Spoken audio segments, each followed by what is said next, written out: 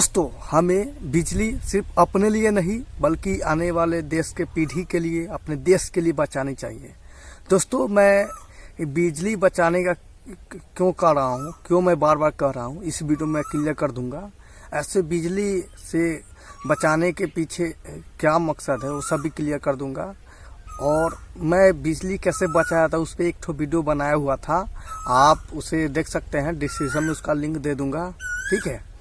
तो देखिए दोस्तों, पहले बिजली कैसे बनता है मैं आपको थोड़ा ओवरव्यू देना चाहता हूँ। देखिए, हमारे देश में ना बिजली का प्रोडक्शन दो तीन तरीके से होता है। सबसे नंबर 1 पे होता है तापीय ऊर्जा होता है। तापीय ऊर्जा का मतलब है इसमें किसी ईंधन को जलाया जाता है और उससे ऊष्मा ऊर्जा निकाला जाता है और उससे टरबाइन चलाया जाता है। मैं इसके बारे में और कुछ बताऊंगा। दूसरा है फिर सोलर एनर्जी से, सौर ऊर्जा से प्राप्त करते हैं।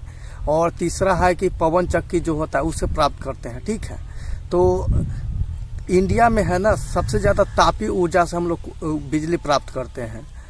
और तापीय ऊर्जा से बहुत सारे कंट्री, अदर कंट्री वो भी प्राप्त करते हैं, जैसे चाइना हो गया, अमेरिका हो गया, रूस हो गया। ये सब भी तापीय ऊर्जा से ज़्यादातर ऊर्जा प्राप्त करते हैं, बिजली प्राप्त करते हैं।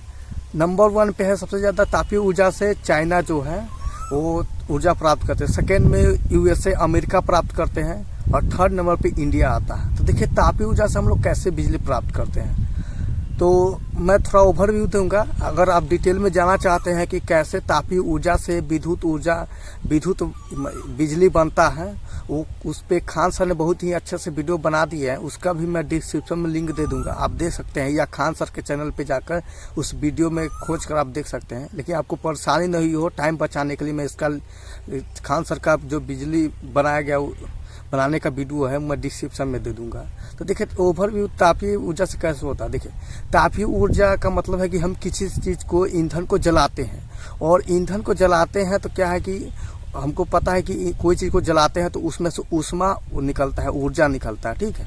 तो तापीय ऊर्जा में हम लोग ऊष्मा प्राप्त करने के लिए कोयला को जलाते हैं, ठीक है। और कोयला जलाने से हम लोग क्या करते हैं, उस ऊष्मा निकलता है तो उससे पानी गर्म करते हैं। कोयला जलाकर उस ऊष्मा से, भाप से हम लोग पानी, ऊष्मा निकलता है उससे हम लोग पानी गर्म करते हैं। और पानी गर्म होने पर भाप बनता है और भाप से ही हम लोग टरबाइन चलाते हैं, ठीक है। जिस प्रकार हम लोग जनरेटर में तेल डालते हैं चलाने के लिए कि नहीं, गोल गोल नचता है, उसी प्रकार से हम लोग को रियल लाइफ में बिजली प्राप्त करने के लिए हम लोग टरबाइन चलाते हैं। वो भी गोल टाइप का होता है, ठीक है। चुंबकीय कुछ नियम होता है जिससे बिजली उत्पन्न होता है, यानी कि किसी भी लोहे में हम लोग चुंबकीय क्षेत्र उत्पन्न करेंगे, इस टाइप से बिजली उत्पन्न होता है। तो हम लोग टरबाइन चलाते हैं और टरबाइन चलाने के कोयला का ऊष्मा हम लोग यूज करते हैं। तो कोयला जलाते हैं और कोयला से ऊर्जा से हम लोग पानी गर्म करते हैं, पानी के भाप से टरबाइन चलता है। तो इस प्रकार हमारे बिजली उत्पन्न होता है। तो मेन बात है कि देखिए, हम कोयला जो जलाते हैं उससे हम लोगों का क्या निकलता है, CO2 गैस निकलता है।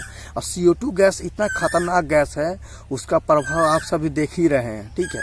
CO2 गैस के बारे में मैं थोड़ा सा बता देता हूँ। एक इसको बोलते हैं ग्लोबल वार्मिंग, यानी कि ग्रीन हाउस ऐसे गैस बोलते हैं।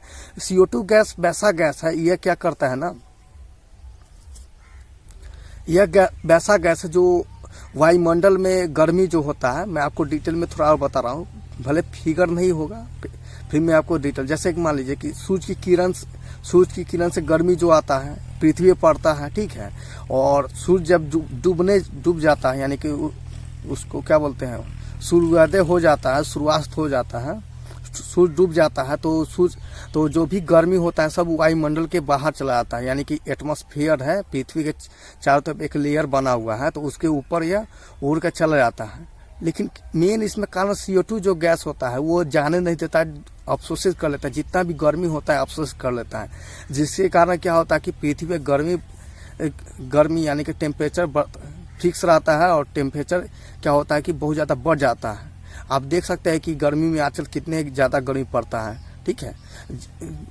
सूरज इधर उधर तो गर्मी पड़ता ही है, फिर भी इधर जो बिहार के साइड हो गया, इधर भी अब धीरे धीरे गर्मी बढ़ते जा रहा है, जिसका आप लोग जानते हैं कितना नुकसान होता है। अगर आप मुजफ्फरपुर या पटना के एरिया में रहते हो तो आप देखते होंगे कितना गर्मी पड़ता है। मैं रहा हूँ मुजफ्फरपुर, तो मुझे पता है कि कितना गर्मी पड़ता है, ठीक है। इस साइड भी तो पेड़ पौधे हैं, फिर भी इधर गर्मी बहुत सारा पड़ता है, तो पेड़ पौधे के कारण गर्मी को उतना पता नहीं चलता है। लेकिन मुजफ्फरपुर या पटना जैसे शहरों में हो गया, वहाँ पे बहुत ज़्यादा गर्मी पड़ता है। तो इसका कारण हम लोग ही हैं, यानी कि हम लोग बिजली का बेफालतू खर्च करते हैं। जड़ से बिजली से नहीं, पेट्रोल से भी उसी टाइप से CO2 गैस निकलता है। जितने भी जलाते हैं उससे भी CO2 गैस निकलता है। तो मैं सब पे वीडियो बनाऊंगा। जितना प्रयास होगा मैं CO2 बचाने के लिए, इस देश को बचाने के लिए मैं प्रयास करूँगा, उस पर बहुत ज़्यादा वीडियो बनाऊँगा, ठीक है। और तो यही है कि बिजली बेफालतू नहीं खर्च कीजिए, क्योंकि इसको प्रोडक्शन करने के लिए CO2 गैस बाहर निकालना पड़ता है। CO2 है तो गर्मी को अवशोषित करता है, जिससे गर्मी बढ़ जाता है। और गर्मी के कारण क्या होता है कि आपको बहुत सारी खुजली होगा, बहुत तो चेहरा से रिलेटेड परेशानी होता है। फिर जो भूमंडलीय जल होता है ना, जिससे हम लोग पानी निकाल जमीन से निकाल कर पीते हैं पानी, वो धीरे धीरे नीचे जा रहा है। इस कारण पानी का लेयर भी कम होते जा रहा है। कुछ दिन में हुआ कि अभी है तो 300 फीट पे अच्छे पानी मिल जाता है। धीरे धीरे क्या होगा कि गर्मी इतना बढ़ जाएगा, CO2 वायुमंडल में इतना बढ़ जाएगा कि पानी जो है बहुत नीचे चला जाएगा, ठीक है। तो हमको बहुत ज़्यादा गड्ढा करके पाइप डाल के हमको पानी निकालना होगा। और आप जानते भी कि मुजफ्फरपुर या पटना एरिया में रहते होंगे, तो गर्मी के दिनों में मोटर से पानी भी नहीं निकलता है।